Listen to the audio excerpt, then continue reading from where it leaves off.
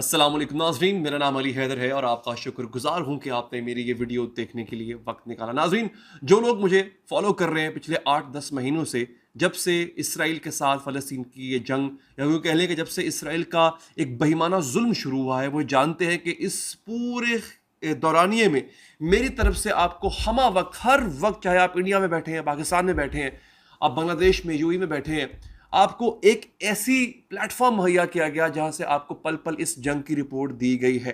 Main stream media पे आपको कहीं नजर नहीं आती इस जंग की पुकार, कोई नहीं बात कर रहा है इसके ऊपर। मैंने आपको ये बताया नाज़रीन कि ये जंग अब फ़लस्तीन की हद तक नहीं रही है, ये इसराइल की हद तक नहीं रही है, ये जंग अब पूरे खित्ते में फैल गई है। और इस वक्त जब मैं बात कर रहा हूँ, पूरी दुनिया में इस जंग का नाज़रीन आगाज हो चुका हुआ है।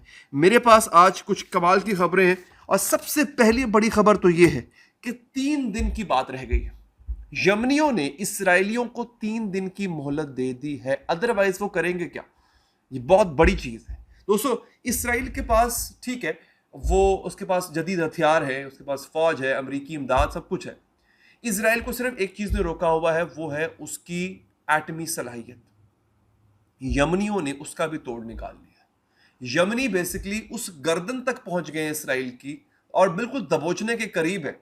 लेकिन उससे पहले उन्होंने 3 दिन की मोहलत दी है इसराइल को। मैं आपको उसकी तफसीलात इंशाल्लाह बताऊंगा, वो मोहलत किस चीज़ की है, क्यों दी है, एक। और दूसरा नाजरीन जो है, वो आपको जो एक मैंने अहम चीज़ बतानी है वो ये कि इसराइल की सबसे कामयाब और सबसे बड़ी जो पोर्ट है वो है हाइफा।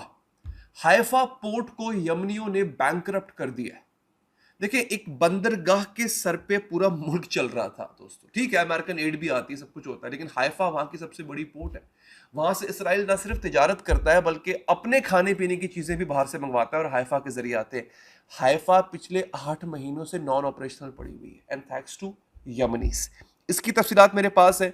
तीसरी खबर जो है वो एक ऐसी खबर है जो गेम चेंजर है। मैं पिछले के 2 हफ्तों से, आपको याद होगा, मैं आपको मुसलसल बता रहा हूं कि इस जंग में अफगानी कूद पड़े हैं। अफगानी तालिबान इस जंग का हिस्सा बन चुके हैं। उन्होंने ईरान से रिक्वेस्ट की थी कि हमें आप लबनान जाने दें, हम लबनान के रास्ते फ़लस्तीन में घुसेंगे, इसराइल में घुसेंगे। 1 लाख मुजाहिद जो है वो घुस के इसराइलियों का टंटना बजा देगा। लेकिन उसके बाद क्या खबर आई कि बाकायदा तौर पे अफगानी तालिबान कमांडर्स की मुलाकात हुई है ईरानी फॉरेन मिनिस्टर से और मामला तय किए गए।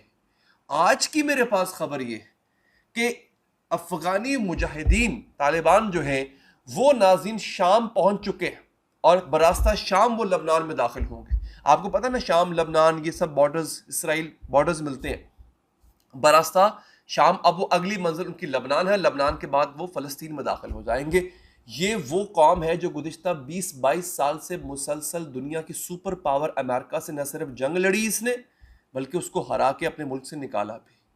अफगानिस्तान को ग्रेवयार्ड ऑफ एम्पायर्स यानी रियासतों का कब्रिस्तान कहा जाता है। आज तक इन्हें कोई हरा नहीं सका।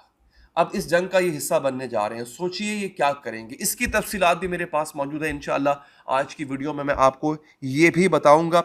रूस सबसे आगे निकल गया है। देखिए, होता क्या है, अगर आपको सुपर पावर बनना है तो आपके पास 2 चीज़ें होनी चाहिए। एक तो आपके पास बेहतरीन मिलिट्री पावर होनी चाहिए, जो कि रूस ने हासिल कर ली हुई है। दूसरी चीज जो रूस के पास रहती थी वो थी इकोनॉमी, उसकी इक्तसादियात। रूस इस वक्त जो है वो इकोनॉमी में सबसे आगे निकल गया हुआ है। कैसे, मेरे पास उसकी कुछ स्टार्टलिंग डिटेल्स हैं, इंशाल्लाह मैं वो भी आगे चल के आपको बताऊंगा दोस्तों। अच्छा, हिजबुल्लाह ने इस वक्त, जो कि मेरे इस वक्त मैं वीडियोस भी देख रहा हूँ, लैपटॉप खुला हुआ है मेरे सामने, और वो क्या कमाल की वीडियोस है जो मैं देख रहा हूँ दोस्तों। जो गलीली का इलाका है, ये वो इलाका है जो इसराइल के शुमाल में वाक़ है और यहाँ पे इसराइल के बहुत ही अहम हसास जो इस्टेब्लिशमेंट्स हैं वो यहाँ पर मौजूद हैं। फौज की यहाँ पे मिलिट्री कंपाउंड्स हैं, बहुत कुछ है यहाँ पे इसका। वो इस वक्त धुएं के अंदर लिपटा हुआ है। उसकी वजह यह है कि आज सुबह हिजबुल्लाह ने 200 मिसाइल और 20 ड्रोन हमले किए हैं गलीली के इलाके में, और जल गया है पूरा, क्योंकि यहाँ पे आसपास जंगल बहुत है। अगर एक जगह धमाका होता है तो उससे आग आग भी लगती है। धमाके से आपको पता ही है, आग लगती है। आग के लगने से दोस्तों जंगल जो है वो राख हो जाता है, और वो आग फैलते हुए जिन इलाकों पे बम नहीं भी बरसाए गए वहां पर भी वो आग फैल जाती है और उसको अपनी लपेट में ले लेती है। गलीली का इलाका जो है वो इस वक्त राख करके रख दिया है हिजबुल्लाह ने। आज सुबह की खबर दे रहा हूं, 200 मिसाइल और 20 ड्रोन हमले उसने किए हैं। अब आ जाते हैं दोस्तों हर एक खबर की छोटी छोटी डिटेल्स पे। दोस्तों ये ना बेसिकली अफगान फाइटर्स की एक ब्रिगेड है, उसका नाम है फातमियून ब्रिगेड। फातमियून ब्रिगेड जो है वो हिजबुल्लाह का साथ देने के लिए इस वक्त शाम पहुंच गई है। अच्छा देखें कैसे इस पूरी जंग ने जो मुसलमानों के आपसी इख्तलाफात थे उसे ख़त्म कर दिया। दोस्तों देखिए, अफगान तालिबान भी हैं, फातमियून भी हैं। फातमियून जो वो हैं जो कि अहले तशय्युं हैं। अफगान तालिबान जो है वो वो यूं कह लें कि बिल्कुल ऑपोजिट साइड पे है, वो हनफी हैं, अहले सुन्नत है। हिजबुल्लाह जो है वो कट्टर शिया जो है उन मुजाहिदीन की फोर्स है। हमास अहले सुन्नत। अब पहले शिया हिजबुल्लाह और अहले सुन्नत हमास मिलकर लड़ रही थी, ऐसे हाथों में हाथ। और अब क्या हो रहा है कि कट्टर अहले सुन्नत और कट्टर अहले तशी जो है हिजबुल्लाह और अफगान, वो आपस में मिलकर फलस्तीन के लिए लड़ेंगे। मकसद क्या है? मस्जिद अक्सा। मस्जिद क्या है? बैतुल मुकद्दस। मकसद क्या है? मुसलमानों का किबला अव्वल, और जो बेचारे मजलूम मुसलमान हैं उनकी जान छुड़वाना है जालिम से। तो सुन्नी शिया एक हो गए। ये सबसे खूबसूरत बात हुई है। मैं ये नहीं कहता कि जंग ही हल है, जंग की वजह से ही एक होना चाहिए, हमें वैसे भी एक होना चाहिए, लेकिन इस जंग ने कम से कम मुसलमानों में इत्तेहाद पैदा कर दिया। अब सऊदी अरब 20 साल के बाद अफगानिस्तान में एम्बेसी खोलने जा रहा है। सऊदी अरब और ईरान के ताल्लुकात इतने अच्छे हो गए हैं कि ईरान ने अपना सफारत खाना सऊदी अरब में खोला है कई दहाइयों के बाद, और जो है वो सऊदी अरब ने अपना सफारत खाना ईरान में खोल लिया है कई दहाइयों के बाद। तो ये जो है इत्तेहाद का एक मंजर हमें मुसलमानों में नजर आ रहा है, जो कि बहुत अच्छी बात है। फातमियून ब्रिगेड जनाब शाम पहुंच गई है, और तालिबान ने जो है बाकायदा तौर पे कहते तालिबान ने अपने वादे का पास रखा है। तालिबान ने अपना वादा पूरा कर दिया है, और हौसी जो है उसके लिए भी मेरे पास एक बहुत बड़ी खबर है। मैंने कल भी आपको कहा था कि रूस अपना बेहतरीन मिसाइल सिस्टम जो है वो हौसियों के हवाले कर रहा है। अच्छा दोस्तों, हाइफा और इलियत ये 2 पोर्ट्स हैं जिनको बैंकरप्ट करा दे दिया गया है। 8-9 महीने से खाली पड़ी हुई हैं। ये पोर्ट्स अपना खर्चा नहीं उठा पा रही हैं, और इनको अब ये लाइफलाइन थी बेसिकली इनकी, इसराइलियों की, वहां पे काम ही नहीं हो रहा, नॉन ऑपरेशनल पड़ी हुई है नाज़रीन।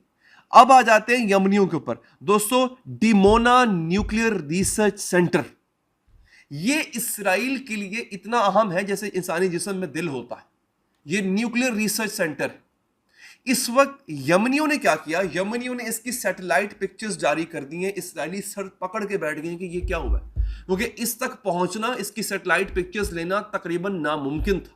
यमनियों को अगर इस प्लांट की लोकेशन पता चल गई है तो वो किसी भी लम्हे इसको उड़ा सकते।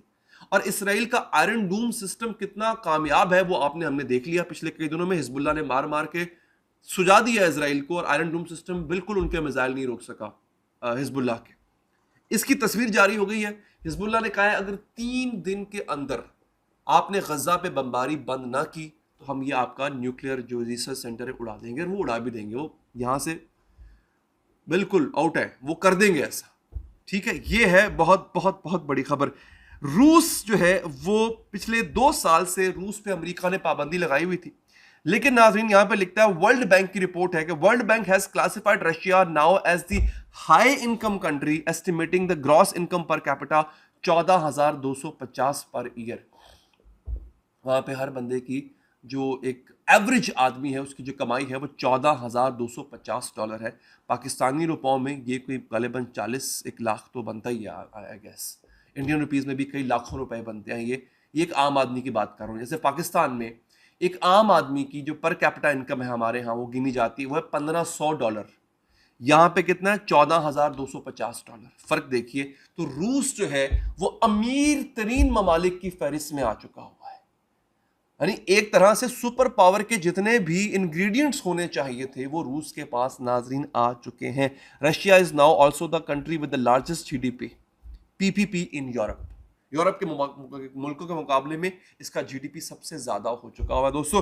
तो ये है रूस जिसने अपना लोहा मनवा लिया है नाजरीन। ये थी आज की सबसे अहम खबरें। ऐसी मजीद खबरों के लिए चैनल को विजिट करते रहा कीजिए, सब्सक्राइब कीजिए, वीडियो को लाइक कीजिए। अपना ख्याल रखिए। अल्लाह ने के बाद।